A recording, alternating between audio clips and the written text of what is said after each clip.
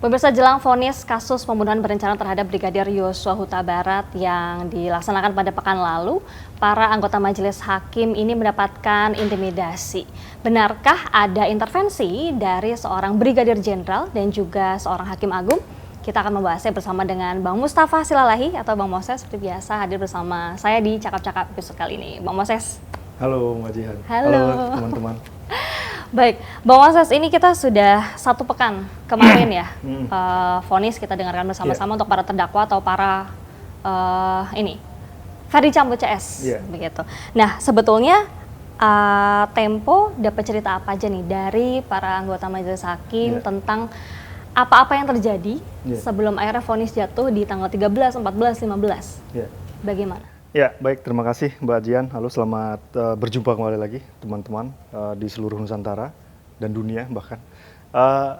Apa yang terjadi sebelum vonis sebenarnya sudah kami bocorkan ya waktu terakhir cakap-cakap dengan Mbak Jian soal Sambo, Ferdy Sambo, yang kita menyebutkan ada seorang jenderal berbintang 1 polisi yang tengah bergerilya gitu untuk mencoba setidaknya mengurangi hukuman Ferdy Sambo. Nah, di tulisan kali ini kita berfokus soal bagaimana kemudian gerilya itu gitu. Dan sebenarnya kalau kita tarik langsung ke ujung, syukur alhamdulillahnya gerilya tersebut itu tidak berpengaruh ya kepada putusan hakim gitu. Atau jangan-jangan ini justru memicu para majelis hakim dalam hal ini untuk memberikan vonis lebih berat daripada tuntutan jaksa. Seperti yang kita ketahui ya, Ferdy Sambo itu sebelumnya kan dituntut seumur hidup, Putri Chandrawati 8 tahun, kemudian divonis menjadi 20 tahun, Ricky Rizal 12 tahun, kemudian menjadi 13 tahun, Kuat Ma'ruf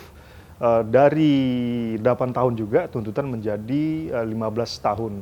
Nah, yang mendapat kejutan sedikit, sebenarnya bukan kejutan sih, sudah diprediksi, yaitu Barada Richard Eliezer yang mendapatkan hukuman jauh lebih ringan daripada terdakwa lainnya, itu 1 tahun 6 bulan. Nah, jauh sebelum ada gerilya itu, ada edisi pekan ini maksudnya, kita sudah sebenarnya mendapat ya informasi seperti yang sudah kami sampaikan di majalah Tempo.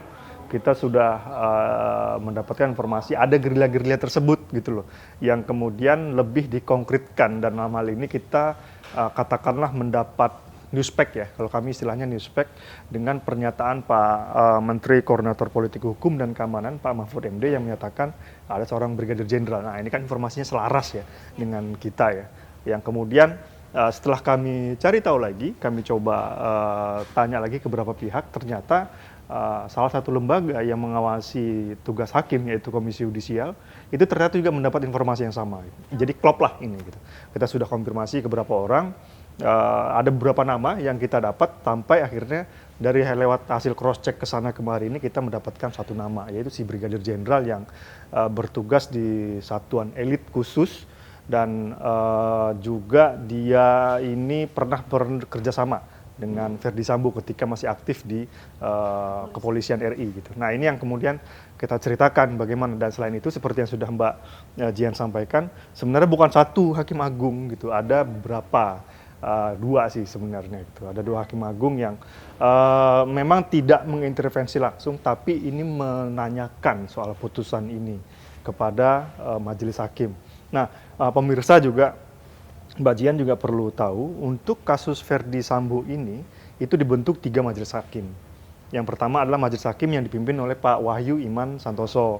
Nah, Pak Wahyu Iman Santoso ini menangani yang tadi Ferdy Sambo, Putri Chandrawati, Ricky Rizal, Kuat Ma'ruf, serta Barada Richard gitu. Nah, 2 lagi ada ketua majelis lain, 2 majelis lain yang menangani kasus obstruction of justice. Nah, informasinya sih pekan depan ya, rencana akan vonis ya. Apakah kemudian putusan ini lebih di atas tuntutan lagi? Mereka kan rata-rata dituntut 1-2 tahun ya, kasus obstruction of justice ini. Nah, kita masih melihat kepada putusan besok gitu. Tapi memang dari wawancara kami, dari interview kami kepada Pak Juyamto, juru bicara Pengadilan Negeri Selatan, nah sebelum menjatuhkan putusan kemarin kepada Ferdy Sambo dan kawan-kawan itu, ketiga majelis hakim ini selalu melakukan rapat bersama bareng gitu. Jadi tidak ada rapat Tiga sendiri. majelis Tiga hakim. majelis hakim ini rapat bareng. Kenapa? Karena memang ini semua terdakwanya itu saling berkaitan dan semuanya bermuara berhulu kepada satu kasus pidana, yaitu pembunuhan Brigadir Nofriansah Yosua Huta Barat gitu. Jadi memang bagaimanapun ini menjadi saling tali menemali gitu, saling terikat kasusnya. Fakta-faktanya juga hampir mirip sebenarnya karena berkaitan. Jadi misalnya ketika Pak Wahyu Iman Santoso membacakan putusan pertimbangan untuk Verdi Sambo, mengatakan Verdi Sambo juga memerintahkan, ada di situ di pertimbangan hakim, memerintahkan beberapa anak buahnya untuk menghilangkan barang bukti lain, yaitu video CCTV. Nah ini kan artinya terkait gitu. Sementara yang terdakwa lain, yang obstruction of justice ini, mereka semua dijerat pidananya karena menghilangkan barang bukti itu, barang bukti utama untuk kasus pembunuhan Brigadir Yosua. Jadi memang kita juga di tulisan ini kita mencoba menceritakan bagaimana para majelis hakim itu memutuskan artinya bagaimana mereka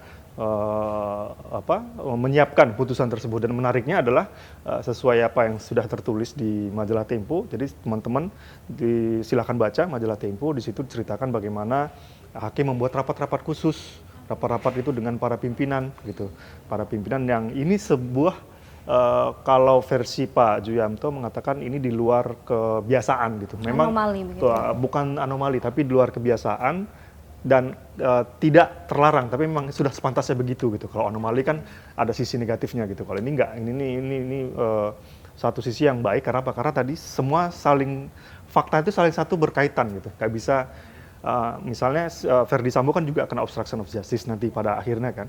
Ini bagaimanapun nanti fakta yang ada di persidangan ataupun pemeriksaan yang sebelumnya juga akan digunakan untuk di masing-masing saling persidangan, dan mereka juga saling bersaksi di antara satu persidangan lainnya. Begitu Mbak Jihan. Nah, Bang Moses tadi sudah disinggung soal yang rapat-rapat banyak terjadi sebelum akhirnya memutuskan vonis begitu ya.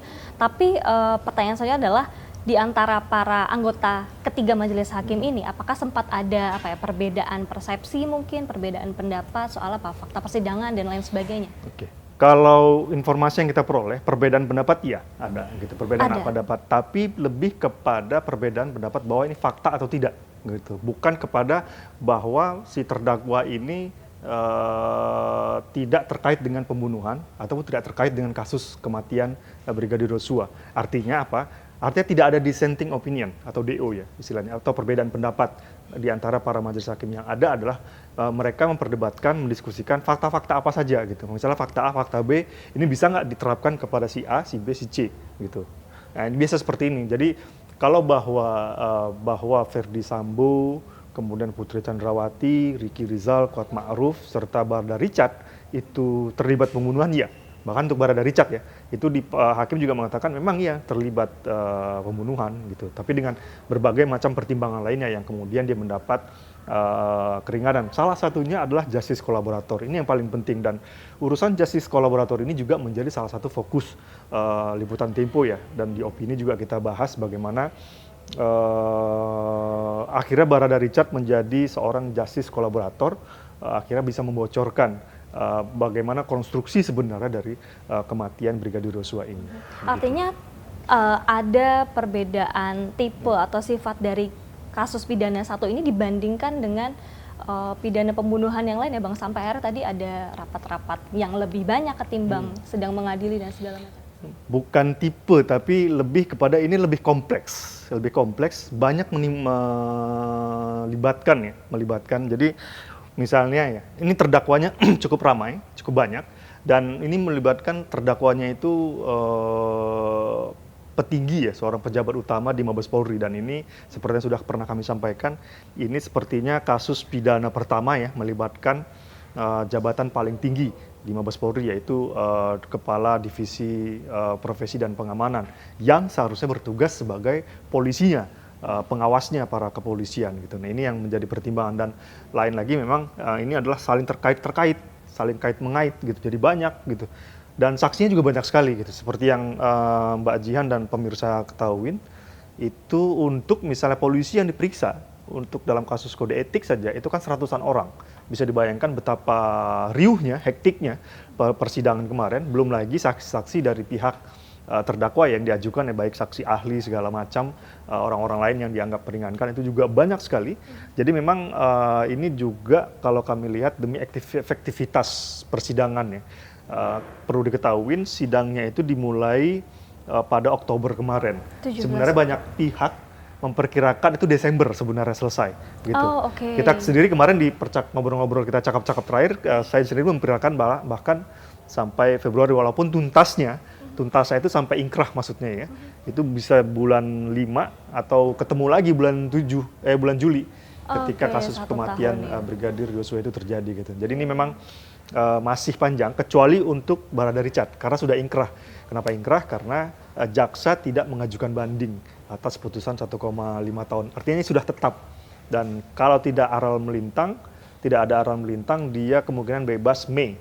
Ya, dengan segala macam keringanan remisi segala macam mungkin Mei bisa keluar. Prediksinya di Mei ya. Iya. Nah itu tadi Barada Richard Eliezer. Ini yang menarik adalah ditulis oleh Tempo juga bahwa Ferdy Sambo ini sempat percaya diri bahwa vonis yang dijatuhkan itu jauh lebih ringan daripada tuntutan jaksa penuntut umum. Ya. Itu detailnya seperti apa sih Bang? Ya, seperti yang sudah kita tulis di artikel kita pekan ini, Ferdy Sambo misalnya tim pengacaranya itu sempat membuat riset gitu. Misalnya mereka membuat riset penelitian kecil-kecilan dan coba membandingkan dengan kasus 340.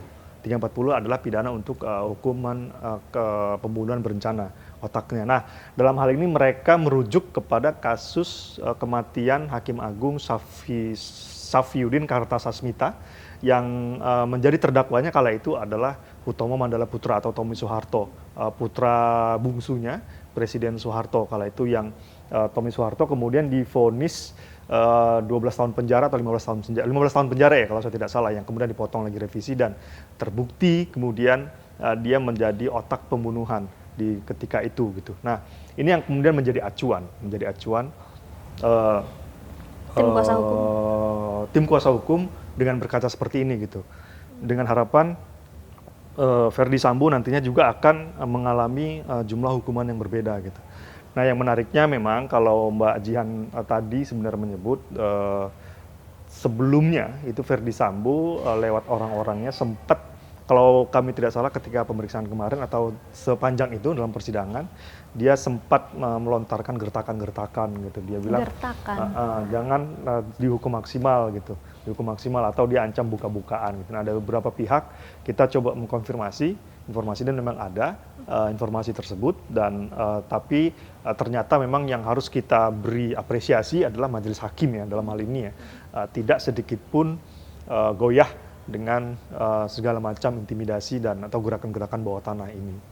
Gertakan itu artinya betul ada ya Bang. Itu gertakan diberikan kepada siapa atau ditujukan kepada siapa sebetulnya? Oleh majelis hakim, oleh orang yang diduga orang yang mendukung pendukungnya Ferdy Sambo kepada majelis hakim. Nah, untuk yang soal intimidasi, ada beberapa informasi kita mendapatkan, misalnya sang Brigadir Jenderal tadi, kita balik lagi yang pertama, itu sempat mengirimkan pesan tertentu, tapi tidak langsung kepada Pak Wahyu Iman Santoso sebagai Ketua Majelis Hakim, tapi lewat orang yang dekat Pak Wahyu gitu mengirim pesan. Tapi kan ini sudah bentuk ancaman gitu. Siapapun dia, misalnya saya dan Mbak Jihan dapat, meskipun tidak dikirim langsung ke handphone saya, diancam gitu, tapi lewat misalnya dari kerabat, anak, istri, itu kan sudah bentuk ancaman ya, dan tetap harus diwaspadai gitu. Dan dalam hal ini syukur alhamdulillahnya lagi-lagi itu tidak terrealisasi ya ancamannya, dan Komisi Yudisial juga sempat mengatakan mereka juga sudah membaca gerakan-gerakan ini. Itu sebabnya Komisi Yudisial sempat menawarkan pengawalan khusus. Ada 2 yang mereka tawarkan, yaitu pengawalan khusus serta menyediakan rumah aman bagi para majelis hakim. Cuman dengan berbagai pertimbangan, nanti silakan teman-teman baca pertimbangannya apa, ada di majalah kita sebutkan, mengatakan bahwa ya udah akhirnya ini tidak diperlukan. Dan memang alhamdulillahnya tidak terlihat ya. Ini hanya gerakan, kalau kami bilang itu gertak sambal ya, masih ya, belum terlihat ya. Dan mudah-mudahan tidak terlihat gitu, karena bagaimanapun nanti kalau ini bisa menjadi gerakan yang nyata, ini akan jadi presiden buruk gitu. Karena ini sudah menjadi presiden yang baik, Mbak. Putusan bagaimana hakim melihat fakta yang sebenar-benarnya, dan satu sisi untuk putusan kepada Barada Richard sebagai seorang justice kolaborator ini bisa menjadi preseden atau jurisprudensi sebenarnya dalam bahasa hukum. Itu untuk pertimbangan-pertimbangan ke berikutnya bagaimana selayaknya hukum diperlakukan kepada para terdakwa yang terjerat dengan kasus-kasus seperti ini ataupun seseorang yang sudah berstatus justice kolaborator kepada siapa dan bagaimana putusannya itu sudah bisa menjadi jurisprudensi khusus ya untuk persidangan berikutnya. Oke, artinya kita sangat perlu memberikan apresiasi ya terhadap para majelis. Apresiasi ya oke, tapi tidak terlalu berlebihan juga gitu karena bagaimanapun kita harus kita jurnalis harus tetap kritis ya dengan majelis hakim karena tidak tertutup kemungkinan karena begini kasus ini menjadi spesial. Karena seluruh masyarakat Indonesia memperhatikannya. Nah, ada banyak sekali kasus-kasus lain, kasus korupsi ya. Salah satu kasus yang menurut dari Tempo itu menjadi concern nih, kasus-kasus korupsi. Seandainya saja kasus-kasus korupsi itu juga mendapat perhatian selayaknya seperti ini, mungkin akan berbeda juga pandangannya gitu. Sampai kasus Verdi Sambo, Presiden walaupun tidak mengomentari putusan ya, ikut berkomentar gitu tentang persidangan ini, walaupun sekali lagi tidak mengomentari putusan. Ini kan menunjukkan betapa ini sangat menyita perhatian publik atau masyarakat Indonesia secara luas bahkan di luar negeri begitu. Internasional ya. Mbak, tadi kembali ke soal ancaman, apakah ancaman-ancaman atau intimidasi ini sempat diketahui oleh Kapolri dan dia sempat merespon sesuatu nggak? Pak Kapolri Jenderal Listio Sigit Prabowo tidak menjawab secara tegas soal ancaman-ancaman tersebut. Cuman beliau mengatakan bahwa kepada anak buahnya yang jika ketahuan atau ada pelanggaran yang muncul dari anak buahnya, maka mereka tidak akan segan langsung menjatuhkan punishment. Ataupun jika mereka misalnya berprestasi, mereka akan langsung diberikan reward atau penghargaan. Jadi memang tidak disampaikan secara eksplisit bahwa ada apa enggak, tapi Kapolri dalam hal ini Pak Jenderal Listio Sigit mengatakan kalau memang ada atau memang yang pasti Kapolri itu mencoba menegakkan peraturan seadil-adilnya kepada masyarakat Indonesia. Itu yang disampaikan oleh Pak Listio. Kalau soal Pak Menko Polhukam sendiri yang sempat menyebutkan tadi gerilya bawah tanah itu ya, Bang, apakah itu ada maksud juga di balik statement dia di depan awak media begitu yang mungkin ingin disampaikan pada mungkin ya kita membacanya ini sebagian dari strategi ya, dalam hal ini juga Komisi Yudisial juga melihat seperti itu ya. Ketika misalnya satu informasi yang cukup sensitif dalam hal ini, maksudnya bisa dipatahkan dengan opini publik gitu, itu ada baiknya memang dilempar ke masyarakat gitu. Nah, dalam hal ini memang terlihat berhasil. Kami melihat ini adalah salah satu bagian dari strategi dari Pak Mahfud untuk melontarkan hal ini di depan publik dengan harapan si orang yang mengintimidasi ini ataupun kelompok-kelompok yang mencoba mengintimidasi ini gentar gitu. Kalau bahasa Betawinya keder ya. Keder gitu. Jadi akhirnya gerakan itu kemudian melandai. Ini juga disampaikan di tulisan kita oleh Komisi Yudisial, mereka menduga setelah Pak Mahfud melontarkan itu ke publik, gerakan ini kemudian melandai. Maksudnya intimidasi segala macam itu tidak agresif lagi seperti sebelum-sebelumnya gitu. Seperti yang sudah disampaikan tadi, mereka langsung ngirim pesan, mereka berkomunikasi dengan orang-orang dekat gitu, karena kita dapat ceritanya lumayan banyak ya, ada keanehan di luar kebiasaan gitu dari para majelis hakim gitu. Ada banyak orang yang lalu lalang di kompleknya ketika menjelang sidang, ketika proses persidangan segala macam gitu.